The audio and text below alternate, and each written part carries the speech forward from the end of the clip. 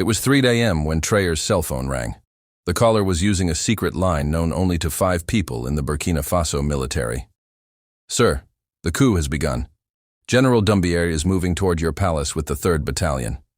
Traoré rose from his bed, looked out the window.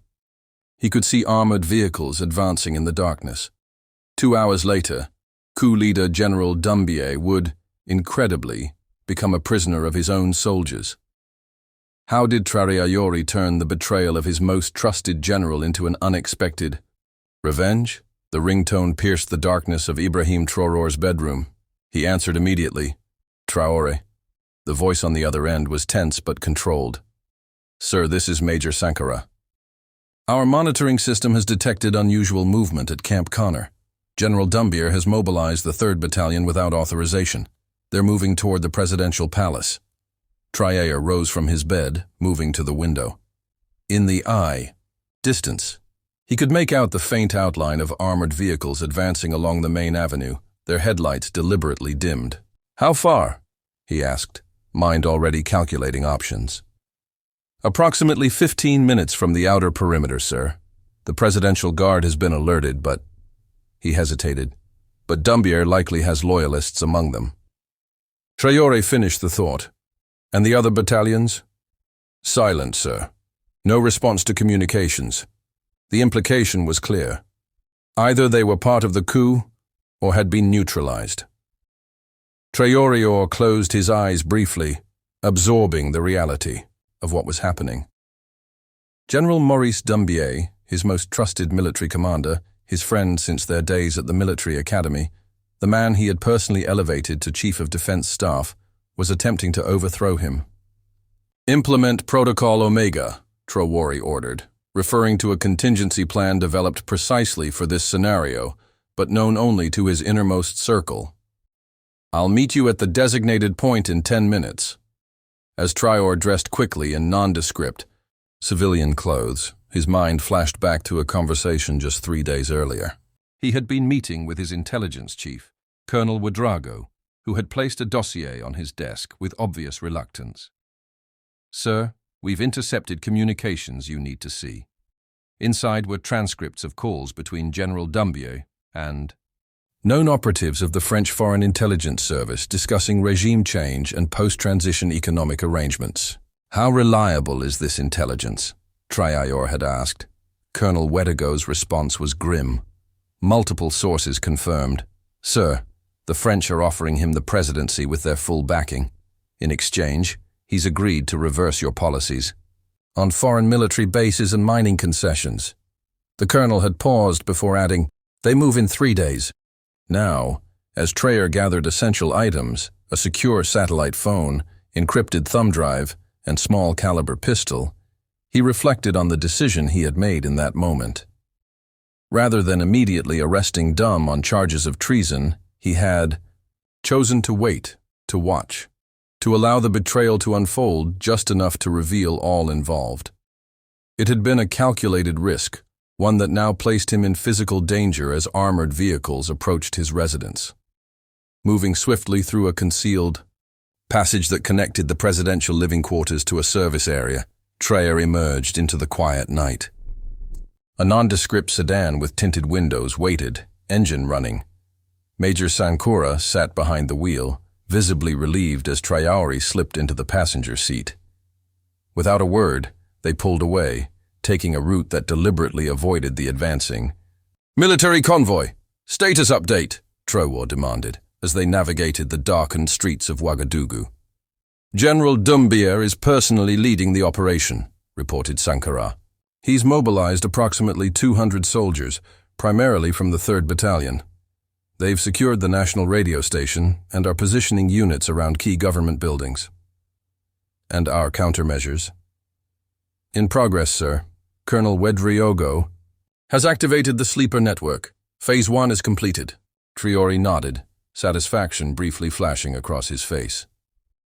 Phase 1, the discreet replacement of key ammunition supplies in the 3rd Battalion's armory with blanks and disabled rounds, had been implemented 48 hours earlier, conducted by loyal officers under the guise of routine inventory.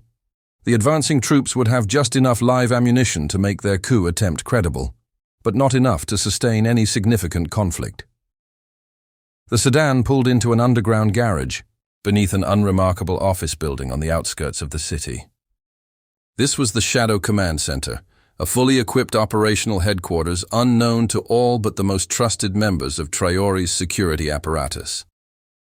As Traore entered, he was greeted by a room full of activity, intelligence officers monitoring, communications, security personnel coordinating movements, and most importantly, the loyal commanders of the 1st and 4th Battalions who had been secretly briefed the previous day.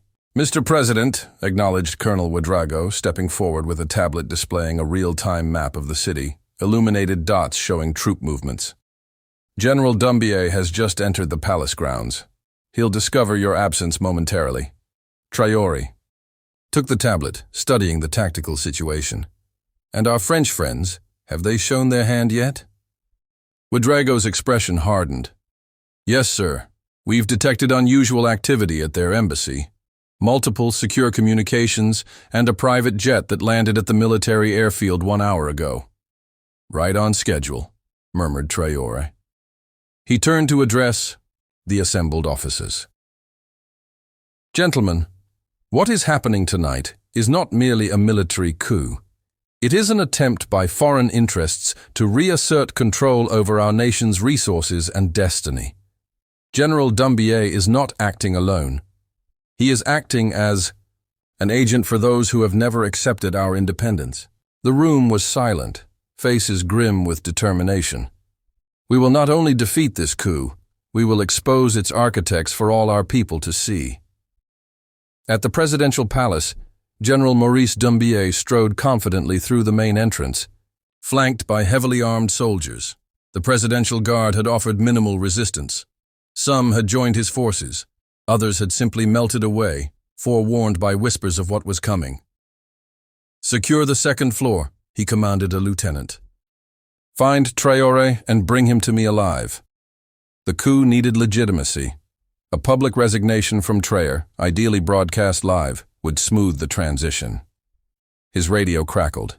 "General, the president is not in the residence. No sign of him anywhere."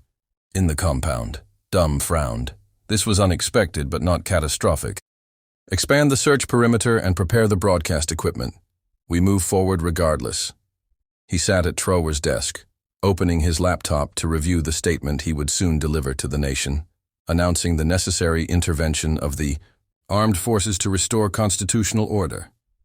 As dawn broke over Ouagadougou, residents awoke to an unusual silence. The normal morning bustle was subdued, streets emptier than usual. Checkpoints manned by soldiers from the 3rd Battalion had been established at major intersections, and a military vehicle was parked outside the national radio station. At 6:00 a.m., regular programming was interrupted for an announcement.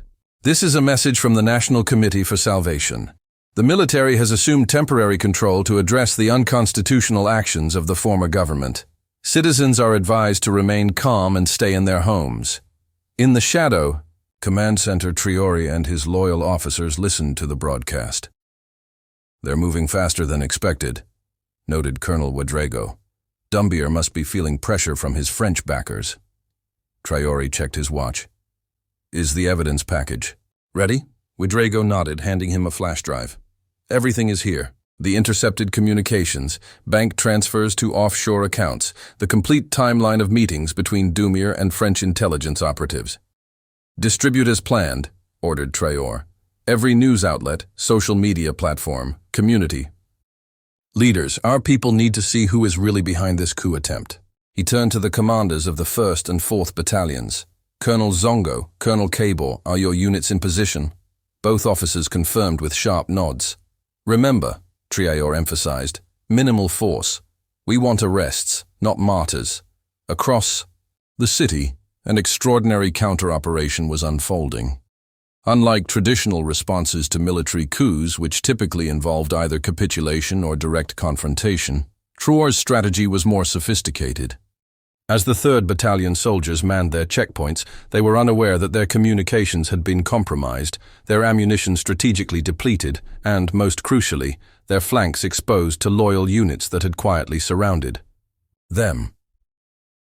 Simultaneously, citizens began receiving messages on their phones, documents and audio recordings revealing General Doumbié's secret meetings with French officials, detailed plans for reinstating foreign control over Burkina Faso's gold, mines, and perhaps most damaging, bank statements showing millions of euros transferred to accounts in Doumbié's name.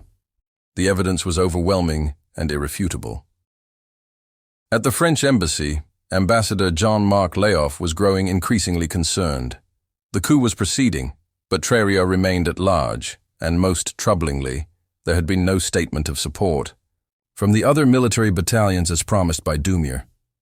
"Get me General Doumbié, immediately," he instructed his aide, "and contact Paris. We may need to adjust our approach." Outside the embassy windows, he could see small groups of citizens. His attempts to contact the French embassy went unanswered. Reports were coming in of soldiers from the 1st and 4th Battalions taking up positions throughout the city. Most alarmingly, his own troops were reporting ammunition shortages and equipment failures. "Sir," a major reported urgently, "we're receiving reports that compromising documents are circulating online. Communications between you and French officials." Dum felt the first real stirrings of panic. How had Traoré known? How had he prepared so thoroughly? Before he could formulate a response, the palace security system unexpectedly reactivated. Screens showing multiple military vehicles approaching, not foreign forces coming to his aid, but loyal Burkina Faso units moving with clear purpose and coordination. In the command center of the 3rd Battalion, confusion was turning to alarm. Lieutenant Colonel Senu, Dum's second in command, was trying desperately to maintain control of the deteriorating situation. "Establish a defensive perimeter," he ordered. But the response from his unit commanders was not encouraging. "Sir, we're surrounded by the 1st and 4th Battalions. They're demanding our surrender, and the men are asking questions about documents showing General Doumbié's French connections." The mood among the troops was shifting rapidly. These were patriotic soldiers who had followed orders believing they were acting to protect national interests. The revelation that their commander might be working for foreign powers struck at the heart of their military identity. When Colonel Zongo, commander of the 1st Battalion, approached under a flag of parley, many 3rd Battalion soldiers lowered, their weapons without orders. "Your ammunition has been compromised," Zongo informed Senu bluntly. "Your communications are monitored, and your general has betrayed not just the president, but the nation." "These are not my claims. The evidence is being broadcast nationwide as we speak." He extended a tablet showing the incriminating documents. "You have 10 minutes to surrender your positions before we move in. No one needs to die today for General." Dum's ambition. At the Shadow Command Center, Traoré received the news he had been waiting for. "The 3rd Battalion is standing down, sir. Unit commanders are surrendering their positions without resistance." Colonel Ouedraogo couldn't keep a note of admiration from his voice. "Your strategy worked perfectly. By exposing Dum's foreign connections, before the coup could solidify, you've turned his own soldiers against him." Traoré nodded, but his expression remained solemn. "And Doumbié himself?" "Still in the palace, sir, surrounded with his personal guard. He's requesting terms." Traoré considered this information carefully. How he handled Dum now would set the tone for everything that followed. A public execution would satisfy calls for justice, but might create a martyr. Simply imprisoning him would leave questions unanswered. "I want him brought to the National Stadium," Traoré decided finally. "Full security, but no humiliation. Prepare for a public questioning, televised, live, no scripted trial, no predetermined outcome. Just Doumbié, myself, the evidence, and the eyes of our people." The officers exchanged glances, recognizing the boldness of the approach. Public, transparent, a direct appeal to the citizens' judgment, rather than state authority. By noon, the coup attempt had effectively collapsed. The 3rd Battalion had surrendered en masse. many soldiers actually joining the forces loyal to Traoré once they understood the nature of Doum's betrayal. The French embassy was surrounded by a growing crowd of protesters holding printouts of the leaked documents and demanding explanations. Ambassador Lefebvre had retreated to his secure communications room, desperately trying to contact Paris for instructions on handling this unprecedented diplomatic disaster. At the presidential palace, General Doumbié sat alone in the office he had briefly claimed, watching through the windows as vehicles from the 1st Battalion approached. His personal guards had melted away, loyalty evaporating in the face of exposed treachery. He had failed, but more significantly, he had been outmaneuvered by Traoré in a way he never anticipated. The president had somehow identified the plot, allowed it to proceed just far enough to expose all involved, and then collapsed it from within. As soldiers entered the office, Doumbié rose, surrendering his sidearm with as much dignity as he could. Muster. General Maurice Doumbié, you are under arrest for treason against the Republic of Burkina Faso, announced Colonel Zongo formally. Doumbié did not resist as they escorted him out. His mind was elsewhere, already anticipating the public reckoning to come. 4 hours later, Ibrahim Traoré stood at the center of the National Stadium, which was filled to capacity with citizens who had flocked there upon hearing of the unprecedented event about to take place. A simple table had been set up with 2 chairs facing each other. Between them was a monitor visible to both the seated participants and the stadium's massive screens, which would display the evidence for all to see. Traoré had chosen to wear a simple military uniform without decorations or indicators of rank. Deliberate statement that this confrontation was not about power or hierarchy, but about truth and accountability. When General Doumbié was escorted in, similarly dressed, but visibly haggard from the day's events, a murmur ran through the crowd. This was not the triumphant scene of a vanquished enemy being paraded before cheering masses. Instead, there was a solemn atmosphere, as if the entire nation was serving as witness to a painful but necessary examination of betrayal. General Doumbié, Traoré began, his voice amplified throughout the stadium but maintaining a conversational tone. For 15 years, we served together. We fought together. We built this transitional government together. Today, you led soldiers of the 3rd Battalion. In an attempt to remove me from office, he paused, looking directly at his former friend. I want to understand why. Not just for myself, but for our people who deserve to know the truth. Was it ambition, ideology, or something else? Doumbié, who had expected recrimination, even humiliation, seemed momentarily taken aback by the straightforward question. The stadium was absolutely silent, tens of thousands holding their breath. The path you've chosen for our country is unsustainable, he finally responded, his voice flat but steady. Your policies of resource nationalism, your rejection of Western military support against the insurgents, your pivot toward Russian and Chinese partnerships, they've isolated us from traditional allies who could actually help develop our nation. Traoré nodded, acknowledging the response without interrupting. When Doum finished, he asked simply, "And these concerns led you to coordinate with French intelligence to overthrow the government?" He gestured to the screen, which began displaying intercepted communications, emails, transcripts of phone calls, photographs of clandestine meetings. These are not fabrications, Maurice. These are your words, your meetings, your agreements. The evidence was devastating in its comprehensiveness. Doum discussing post-coup economic arrangements with French officials, negotiating the reinstatement of foreign mining concessions cancelled by Traoré's government, even the specific deployments of the 3rd Battalion that had occurred that very morning. Most damning were bank records showing payments to offshore accounts controlled by Doumbié, totaling over $3 million. As the evidence accumulated on screen, Doum's composure began to crack. The justifications he had constructed in his mind, that he was acting for the country's long-term benefit, that pragmatism required difficult choices, seemed hollow against the documented reality of personal enrichment and foreign direction. The crowd remained silent, but their judgment was palpable. In the air, I have one question that I believe our citizens deserve an answer to, Traore said finally. At what point did you decide that our nation's sovereignty was negotiable, that our resources belonged more rightfully to foreign interests than to our own people, that decisions about Burkina Faso's future should be made in Paris rather than Ouagadougou? The question hung in the air, not accusatory, but genuinely seeking understanding of a fundamental betrayal.